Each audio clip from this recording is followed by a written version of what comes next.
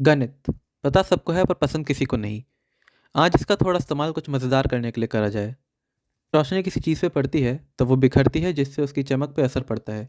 जो चमक हमें मिलेगी उसे हम लैम्बर्ट कोसाइन लॉ से पता कर सकते हैं। हम इस लैम्बर्ट कोसाइन लॉ का इस्तेमाल एक गोले के ऊपर रोशनी मारकर उसकी चमक देखने के लिए करेंगे। सबसे पहले गोला बनाया जाए।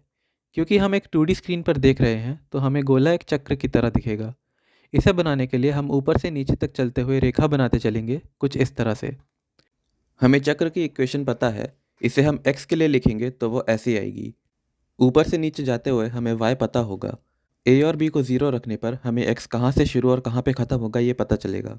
ये चक्र पूरी तरह गोल नहीं है क्योंकि कई जगह हमें x दशमलव में मिलेगा, जैसे कि इन जगहों पर। इन सबको जब हम अंदाजन में लेंगे तो अपना गोला थोड़ा आड़ा टेढ़ा दिखेगा। इस गोले का दायरा 20 रखने पर हमें अपना चक्र कुछ इस तरह से मिलेगा। हमें अब गोले की इक्वेशन मिल चुकी है तो अब अगला काम है इस गोले पर ऊपर से रोशनी डालना। गोले पर हम ऊपर से रोशनी डालेंगे जिसकी पूरी प्रणाली कुछ इस तरह से दिखेगी। लैम्बर्ट लॉ पर वापस आते हैं। कोई हिस्सा कितना चमक रहा है ये जानने के लिए जिस दिशा से रोशनी आ रही है और जो सतह पर रोशनी पड़ रही है उससे बाहर निकलती हुई दिशा की हमें ज़रूरत पड़ेगी।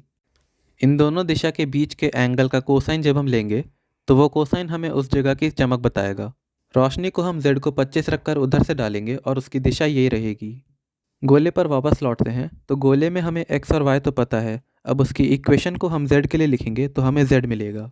इसमें हम नेगेटिव पार्ट हटा देंगे क्योंकि वो स्क्रीन के पीछे की तरफ है जो कि हमें नहीं दिखेगी। गोले की सतह अब हमारे पास है।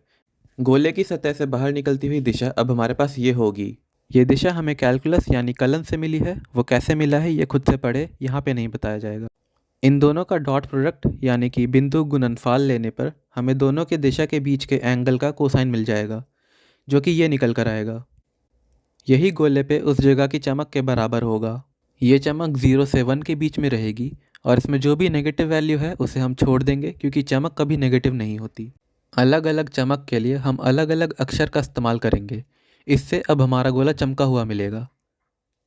अब थोड़ा और मज़ेदार काम किया जाए। रोशनी को हम अलग अलग दिशा से एक चक्के पे घुमाते हुए डालेंगे। अभी हमारी रोशनी की जगह इस इक्वेशन से मिलेगी। इसको हम थोड़ा अलग तरह से लिखेंगे ताकि हमारा आगे का काम आसान हो।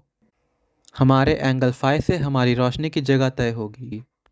हम 20 सेकंड में एक चक्कर मारना चाहते हैं तो हमारा फाई ये होगा और उसकी दिशा ये रहेगी। इसका अब हम जब डॉट प्रोडक्ट लेंगे और कोसाइन निकालेंगे तो वो ऐसा आएगा। अब आखिर में थोड़ी सफाई के लिए हम हर एक सेकंड रोकेंगे फाई बदलने से पहले और स्क्रीन को क्लियर करेंगे और अंत में हमें ये मिलेगा।